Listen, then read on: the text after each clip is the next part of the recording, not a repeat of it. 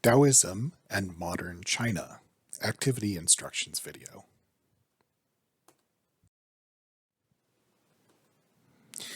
The King of Trees is a story set in the Cultural Revolution. It draws heavily on the Zhuangzi, and especially that book's numerous philosophical anecdotes about trees. The tree anecdotes from Zhuangzi are invoked ironically, as the useless tree, which has long life in the ancient text of the Zhuangzi, in the King of Trees, that useless tree is exactly what Maoism and modernity wants to cut down.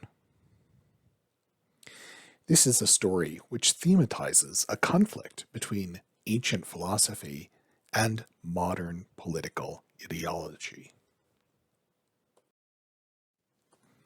Now, for today, we'll be using King of Trees to think about whether Taoist traditions can still be relevant to modern society, and if so, how? This will require you to do a brief writing exercise which incorporates both your knowledge of the reading as well as your own thoughts about Taoism. Now, do you remember back when we were talking about the Daoism, how we reviewed how that book suggested antonyms create each other? So that is, for example, one can't have long without also having the concept of short. One can't have high without low. One can't have difficult without easy, and so on.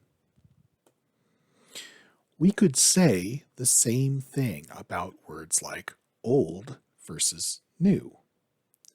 Part of the way that we have a conception of what the modern world is by contrasting it with the category of the ancient.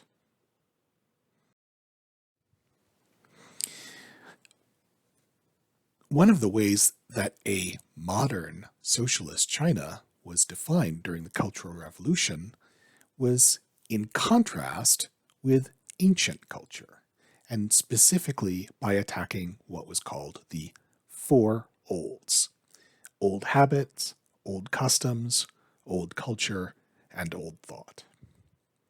Now there's many words, different words in Chinese that can be used for old, but the word here is 旧, meaning worn out or outdated. An attack on China's own ancient culture, including Taoism, was considered a necessary part of defining the new China of the Communist Party. Now, that is not the case now, right? But China's government now encourages study of classical culture in a way which stresses the greatness of Chinese civilization to promote patriotism, not necessarily to encourage people to believe in Taoism or other ancient philosophies.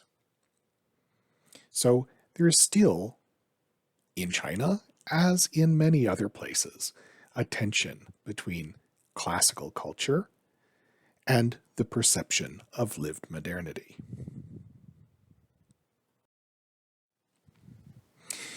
If we believe the Daoism and the Zhuangzi, though, maybe we should be suspicious of whether the categories of old and new are really useful.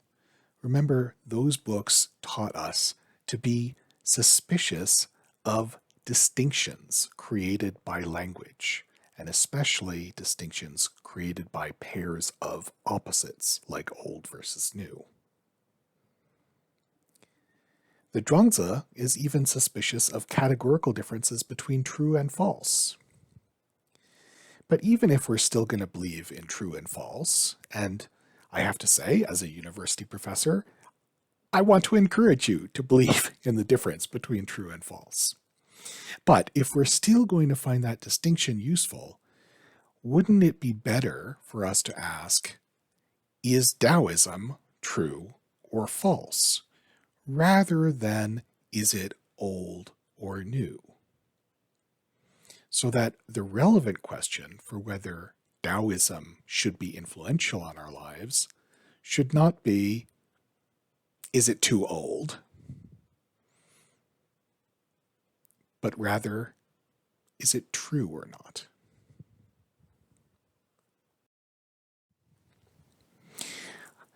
Now, Ah Cheng depicts the conflict between China's traditional culture and modern socialist culture. He clearly sees this as a kind of tragedy.